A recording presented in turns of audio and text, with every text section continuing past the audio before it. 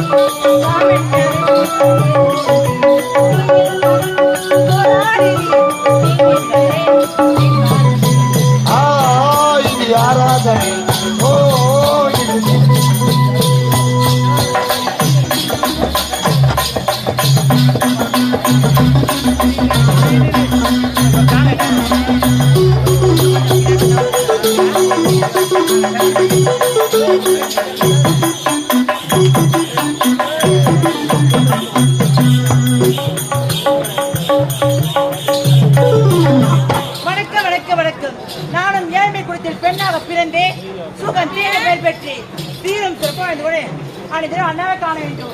அண்ணா அண்ணா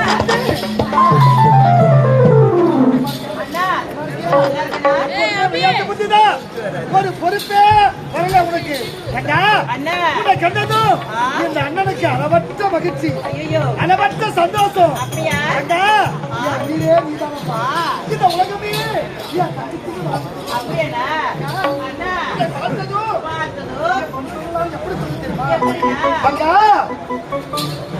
சுகந்தி மண்ண தொட்டி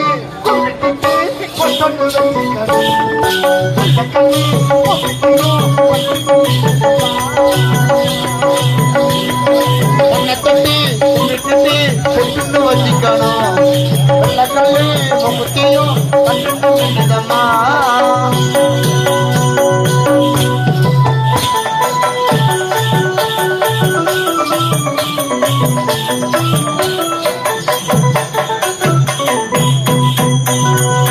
தொட்டு வெள்ளக்கல்லி முத்தியும்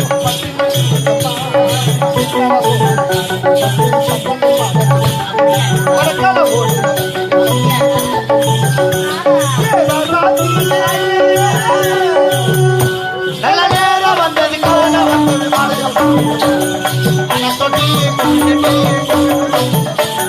வெள்ளக்கல்லி முகுத்தியும் பட்டு நிற்குதம்மா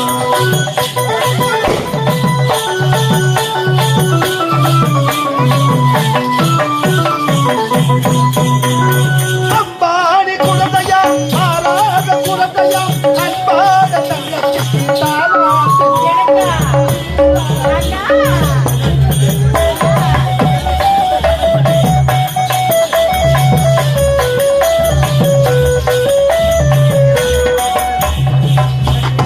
அம்மாடி குழந்தையா ஆறாத குழந்தையா அன்பாத தங்கச்சி தாலாட்டு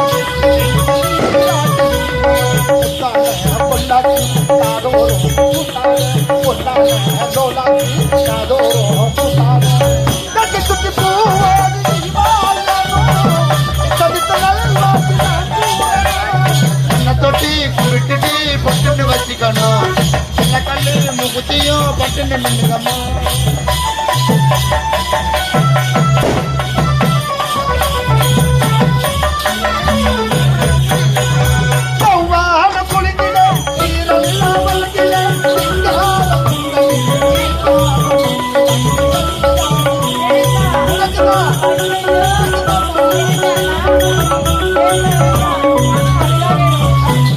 கல்யாணம்மா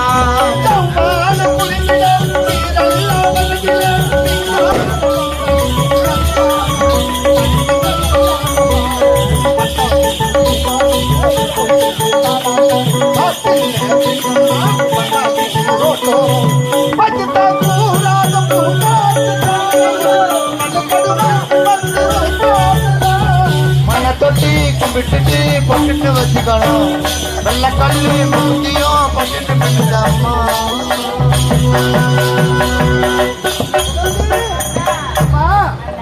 எப்பொழுதுமே உனக்கு விளையாட்டு புத்தி தாமா ஒரு பெண்ணாக பிறந்து விட்டால் இப்படித்தான் வாழணும் ஒரு முறை இருக்கின்றது எப்படி வேணாலும் வாழணும் ஒரு முறை இருக்கின்றது அது கிடையாதுப்பா இந்த தமிழ்நாட்டில் பிறந்த பெண்மணிகள் இந்த தமிழகத்தில் பிறந்த பெண்மணிகள் இந்த பெண்மணி நாட்டின் கண்மணி என்று கூறியிருக்கிறார்கள் அதனால தங்கச்சி செல்லம் உயிரே நீதான் இந்த அண்ணன் உயிர் வாழ்வதே உனக்காகத்தானமா தங்கா நீண்ட நாளாக இந்த அண்ணனுக்கு ஒரு சின்ன ஆசைமா என்ன ஆசை உங்களுக்கு தங்கச்சி நாம் சின்ன சிறு குழந்தையாக இருக்கும் பொழுதே நம்ம பெற்றெடுத்த தாய் தந்தை அனாதையாக விட்டு வந்து விட்டாங்க தாய் தந்தை முகத்தை நீ பார்த்ததே கிடையாது சின்ன சிறு வயதிலிருந்து தாய்க்கு தாயாகவும் தந்தையாகவும் அன்போடும் பண்போடும் பாசத்தோடும் வளர்த்து வரம்மா தங்கச்சி நீ குட்டி பெண்ணாக இருந்தவோ இப்ப குமரி பெண்ணாயிட்ட அதனால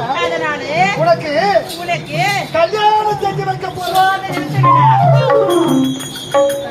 சொல்லிட்டேன் அம்மா தெரியுமா நான் தப்பா என்ன சொன்னா என் தங்கச்சி இதெல்லாம் கோவம் வருது எனக்கு என்னன்னா வயதாகி விட்டது அதற்குள்ள திருமணம் சொல்றேன் என்னை விட மூத்தவன் நீங்க தான் முதல் திருமணம் தங்கச்சி எனக்கு திருமணம்னு நடந்தா என்னுடைய ஆசா பாசலாம் மனைவி பிள்ளைகளோடு போயிடும் என் தங்கச்சி நான் திரும்பி கூட பார்க்க முடியாதுமா தங்கச்சி அது மட்டும் இல்லாம வீட்டுல கண்ணு இருக்கும் போது ஒரு காலை மனை ஏறக்கூடாதுமா தெரியும்லாம் தெரியும் அதனால தங்கச்சி உனக்கு ஒரு கல்யாணம் செஞ்சு வச்சுட்டேன்னா அதுக்கப்புறம் இந்த அண்ணன் செத்துட்டவரு எனக்கு அவளையே கிடையாதுமா என் தங்கச்சி கேட்கத்தானமா நான் வாங்க எனக்கு திருமணம் செஞ்சு சொல்றீங்களே ஆமா ஒரு திருமணத்துக்கு எவ்வளவு செலவாகும் எவ்வளவு ஆகும் 10 லட்சம் ஆகுனா 5 லட்சம் 10 லட்சம் ஆகத்தான் அது மட்டுமே பாவி பசங்க கேக்குறானுங்க என்ன கேக்குறாங்க கூடிய ஓசில ஒரு புல்லட் வண்டி கேக்குறானுங்க அதுக்கு எங்கனா போவீங்க நீங்க அண்ணா சுகந்தி அண்ணா நீ கூறுவது உண்மைதானம்மா ஆமாண்ணா பெண்ணை பாக்குறாங்களே இல்லையோ முதல்ல பைக் புக் பண்ண சொல்றானுங்க ஓசில விடணும்டா 100ல போவான் அடுத்தது 108 வார்டு வரணும் இதான் நடக்குது பெத்தவங்க ஒரு பெண்ணை பெத்தவங்க எவ்வளவோ கஷ்டப்பட்டு அந்த பெண்ணுக்காக சிறுக சேர்த்து ஒரு பைக் எடுத்து தராங்க ஆனா அந்த பெண்ணோட வேணாம் அதெல்லாம் பேசக்கூடாது என் தங்கச்சி நீ நலமா வாழணும் தங்கா பணத்துக்காக கவலைப்படாதம்மா நான் தினந்தோறும் கூலி வேலைக்கு தான் செல்றேன் கூலி வேலைக்கு சென்று ஒத்த ரூபாய் சேர்த்து என் தங்கச்சி அங்க முழுவதும் தங்கத்தால் அலங்கரிச்சு கல்யாணம் செஞ்சு பாரு. போத நிறுத்துங்கண்ணா. நீங்க ஒத்த ரூபா சேர்க்கிறதாங்கட்டியா எனக்கு வயதே ஆகிவிடும். அண்ணா அண்ணா நான் இருக்கமா, நான் படித்திருக்கேன், பகுத்தறி உள்ளவனா இருக்கேன், உடலில் வலிமை இருக்கிறது. என் தங்கச்சிய செல்வாக்கா திரும்ப செஞ்சு கொடுத்தேன். சரிமா, பேசிக்கொண்டே இருந்தா நேரம் போத தெரியாது. நானும் வேலை தேடி தேடி எனக்கோ பசி அதிகமாயிடுச்சுமா. கொஞ்சம் சாப்பாடு இருந்தா கூட போத நிறுத்துங்கண்ணா. எப்ப பார்த்தாலும் தீனியத்தான் இருப்பியா? ஒரு வீட்டுல உப்பு இல்ல, புள்ளி இல்ல, மிளகாது இல்ல, ஒண்ணுமே இல்ல. எப்ப பார்த்தாலும் தீனியே கெதின் கடை. ஒரு நாளைக்கு வேலைக்கு போறேன், 10 நாளைக்கு வேலை வீட்டுல இருக்கிறேன். அந்த ஒரு நாள் ஊதியத்தை வைத்துதாமா நம்ம குடும்பத்தை நடத்திட்டு இருக்கிறோம். தங்கச்சி சாப்பாடா சாப்பிட்டா செய்ய முடியும். அந்த காலத்துல பெரியவங்களா இருக்காங்க, களி கூழெல்லாம் சாப்பிட்டாங்க. இன்னமும் நல்லா இருக்கிறாங்க. நம்ம அந்த சாதத்தை சாப்பிட்டு உடம்புல வலி இல்லாம இருக்கும். சரி மாட்டோம், பேசிக்கிட்ட நேரம் போது தெரியாது. ஆமா சரி, சாப்பாடு தான் இல்ல, கொஞ்சம் தண்ணியாவது கூடமா. தண்ணி கூட இல்லனா? தண்ணி இல்லையா? தங்கச்சி நான் கூலி வேலைக்கு சென்று வீட்டுக்கு தேவையான அரிசி, பருப்பு, உப்பு, மிளகா, புளி எல்லாம் வாங்கிட்டு வரேன். என்ன தெரியுமா, அது பத்தியா பொட்டாமரை குளம் அங்க சென்று தண்ணீர் கொண்டு வா. நான் இருவரை சமைச்சு சந்தோஷமா சாப்பிடலாம். போயிட்டு வாமா, பார்த்து போயிட்டு வாமா. காலம் கெட்டு போய் கிடக்குது, பத்திரமா போயிட்டு வாமா. அம்மா பெரியமா தாய்மார்களே, என் தங்கச்சி குளக்கரைக்கு தண்ணி எடுக்க வர, கொஞ்சம் பாத்துக்கமா. உலக அனுபவம் தெரியாதம்மா, அவ பச்சை மண்ணுமா. அம்மா தங்கச்சி பாத்துங்க. வட்டமா தங்கச்சி, வட்டமா, வரமா வரமா வர.